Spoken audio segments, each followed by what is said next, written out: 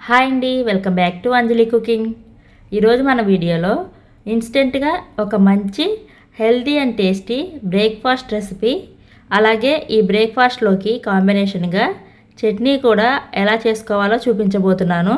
ఎలాంటి పప్పులు నానపెట్టాల్సిన అవసరం లేదండి. అప్పటికప్పుడు డీప్ ఫ్రై లేకుండా హెల్దీగా చేసుకోవచ్చు. మార్నింగ్ బ్రేక్ఫాస్ట్గానే కాదండి, పిల్లలు స్కూల్ నుంచి వచ్చేసరికి ఈవినింగ్ టైంలోకి స్నాక్స్ లాగా కూడా చేసి పెట్టచ్చు. చాలా బాగుంటాయి. ఇక లేట్ చేయకుండా ఫస్ట్ ఒక మిక్సీ జార్ తీసుకొని అందులోకి 1 కప్పు దాకా బొంబాయి రవ్వ వేసుకోండి.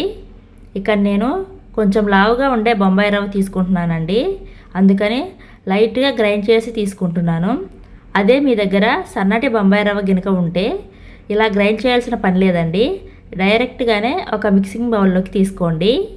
నేనైతే కొంచెం లావుగా ఉండే రవ్వ తీసుకున్నాను కాబట్టి మిక్సీలో 2-3 పల్స్ ఇచ్చి ఆ తర్వాత ఒక బౌల్లోకి తీసుకున్నాను. ఇప్పుడు ఇందులోకి 1 టేబుల్ స్పూన్ దాకా పొడి బియ్యం పిండి వేసుకోవాలి. తర్వాత మీ కారానికి తగ్గట్టుగా 2 నుండి 4 పచ్చిమిర్చిని ఇలా సన్నగా కట్ చేసుకొని వేసుకోవాలి. ఒక మీడియం సైజు టమాటాని చిన్న ముక్కలుగా కట్ చేసుకొని వేసుకోండి. నెక్స్ట్ ఇందులో సన్నగా తరిగి పెట్టుకున్న కొత్తిమీరని 2 టేబుల్ స్పూన్ల దాకా వేసుకోండి. అలాగే 1/4 కప్పు దాకా క్యారెట్ తురుము కూడా వేసుకోవాలి. 1/2 కప్పు దాకా సన్నగా కట్ చేసుకున్న ఉల్లిపాయ ముక్కలను వేసుకోండి. ఇవన్నీ వేసాక వీటన్నింటినీ కూడా ఒకసారి కలపండి. ఇలా కలిపిన తర్వాత ఇప్పుడు 1/2 కప్పు దాకా పెరుగును వేసుకోవాలి. మీరు ఏ కప్పుతో అయితే రవ్వ తీసుకున్నారో అదే కప్పుతో 1/2 కప్పు పెరుగు తీసుకోవాలి. అలాగే 1/4 టీ స్పూన్ దాకా వంట సోడా వేసుకోండి. ఈ వంట సోడా మాత్రం కంపల్సరీగా వేసుకోవాలండి. వంట సోడా వేసాక జస్ట్ ఒకసారి కలపండి. ఇలా కలుపుకొని కొద్దిగా నీళ్లు వేసుకుంటూ కలపండి. నీళ్లు ఒక్కసారే పోసేయకుండా పిండి కన్సిస్టెన్సీ ఇక్కడ చూపిస్తున్న విధంగా వచ్చేంత వరకు చూసుకొని కలుపుకోవాలి. ఇలా కలుపుకున్న తర్వాత మూత పెట్టేసి ఒక 5 నిమిషాల పాటు పక్కన ఉంచండి. పిండి నానడానికి కొంచెం టైం పడుతుంది కాబట్టి నానేలోపు చట్నీ తయారు చేసుకుందాం. ఫస్ట్ ఒక మిక్సీ జార్ తీసుకోండి. అందులోకి 1/2 కప్పు దాకా చిన్న ముక్కలుగా కట్ చేసుకున్న పచ్చి కొబ్బరి ముక్కలు వేసుకోండి. 1/4 కప్పు వేయించిన పల్లీలను వేసుకోండి. అలాగే 1 టేబుల్ స్పూన్ దాకా వేయించిన శనగపప్పు వేసుకోండి. ఇందులోనే చిన్న ఉల్లిపాయని కట్ చేసుకొని వేసుకోండి. 2 పచ్చిమిర్చిని ఇలా తుంపుకొని వేసుకోండి. నెక్స్ట్ ఇందులో 1 టేబుల్ స్పూన్ దాకా సన్నగా కట్ చేసుకున్న కొత్తిమీర వేసుకోండి. ఈ కొత్తిమీరతో పాటుగా 1 టేబుల్ స్పూన్ దాకా పుదీనా కూడా వేసుకోండి. టేస్ట్ చాలా బాగుంటుంది. ప్రస్తుతం నా దగ్గర లేదు కాబట్టి నేను వేయట్లేదండి, మీరు మాత్రం కంపల్సరీగా వేసుకోండి. మీ రుచికి సరిపడా ఉప్పు, కొద్దిగా చింతపండు వేసుకోండి. అలాగే 1/2 ఇంచు అల్లాన్ని కూడా వేసుకోండి. నీళ్లు పోసి వీలైనంత మెత్తగా ఫైన్ పేస్ట్లా గ్రైండ్ చేసుకోవాలి. ఫైన్ పేస్ట్లా గ్రైండ్ చేసుకొని ఒక బౌల్లోకి తీసుకోండి. ఇప్పుడు దీనికి తాలింపు పెట్టుకోవాలి.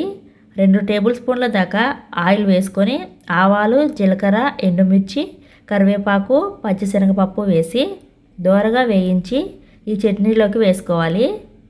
ఈ తాలింపు అంతా కూడా చట్నీలోకి కలిసేంత వరకు కలిపేసుకున్నారంటే చట్నీ అయితే రెడీ అయిపోయిందండి.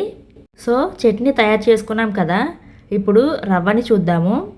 రవ్వ అనేది కొంచెం నాని ఉంటుంది కదా, పిండి గట్టిగా అవుతుంది కాబట్టి కొంచెం నీళ్లు పోసి కన్సిస్టెన్సీ అడ్జస్ట్ చేసుకోవాలి.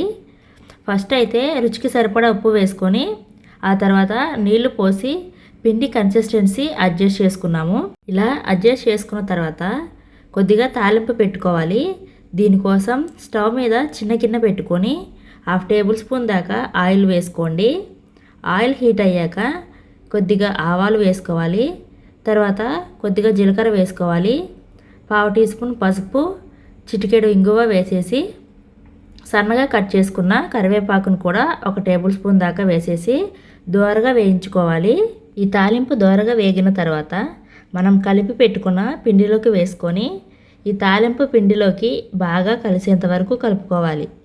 సో మొత్తానికి పిండి కన్సిస్టెన్సీ అయితే ఇలా ఉండాలండి. ఇప్పుడు స్టవ్ ఆన్ చేసుకొని ఫ్లేమ్ను సిమ్లో పెట్టేసేయండి. ఇప్పుడు స్టవ్ పై తాలింపు ప్యాన్ ఉంటుంది కదా, అది స్టవ్ మీద పెట్టేసేయండి. ఈ ప్యాన్లోకి 1/2 టేబుల్ స్పూన్ దాకా ఆయిల్ వేసుకోండి. ఆయిల్ వేడయ్యాక తర్వాత మనం కలిపి పెట్టుకున్న పిండిని గుంట గరిటెతో 1 గరిటె చొప్పున వేసుకోండి. పిండి వేసిన తర్వాత మూత పెట్టి 2 నిమిషాల పాటు ఉడికించండి. ఇలా మూత పెట్టి ఉడికిస్తేనే లోపల వరకు ఉడుకుతుందండి. 2-3 నిమిషాలు ఉడికించిన తర్వాత మూత తీసి ఇప్పుడు పైనుంచి కొద్దిగా ఆయిల్ వేసుకోండి. ఆయిల్ అంతా కూడా స్ప్రెడ్ చేయండి. స్ప్రెడ్ చేసేసి రెండో వైపుకు తిప్పుకోవాలి.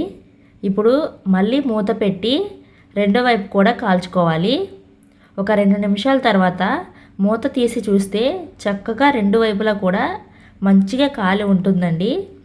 ఇప్పుడు దీన్ని ఒక ప్లేట్లోకి కానీ లేదా ఒక బౌల్లోకి కానీ తీసుకోవాలి.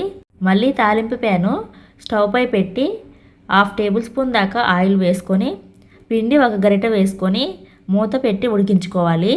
ఒక 2 నిమిషాల తర్వాత పైనుంచి ఆయిల్ వేసుకొని అంతా కూడా స్ప్రెడ్ చేసుకోవాలి. రెండో వైపు కూడా తిప్పుకొని రెండో వైపు కూడా మంచి కలర్ వచ్చేంత వరకు కాల్చుకోవాలి. ఇలా రెండు వైపులా కాలిన తర్వాత తీసేసి ఒక ప్లేట్లోకి వేసుకోండి. ఇదే విధంగా మిగిలిన పిండి అంతా కూడా బన్ దోశల్లాగా ప్రిపేర్ చేసుకోవాలి. ఇంకో విషయం అండి, బన్ దోశల్ని ఉడికించుకునేటప్పుడు మాత్రం ఫ్లేమ్ను సిమ్లోనే ఉంచుకొని ఉడికించుకోవాలి. లేదంటే లోపల వరకు ఉడకకుండా పిండి పిండిగానే ఉంటుందండి. అందుకని ఖచ్చితంగా సిమ్లోనే ఉంచుకొని కాల్చుకోవాలి. సో అంతేనండి, ఇన్స్టెంట్గా హెల్తీగా బన్ దోశలు అయితే రెడీ అయిపోయాయి. ఇలా రెడీ అయిన బన్ దోశల్ని ఒక ప్లేట్లోకి తీసుకొని మనం తయారు చేసుకున్న చట్నీతో సర్వ్ చేసుకోండి.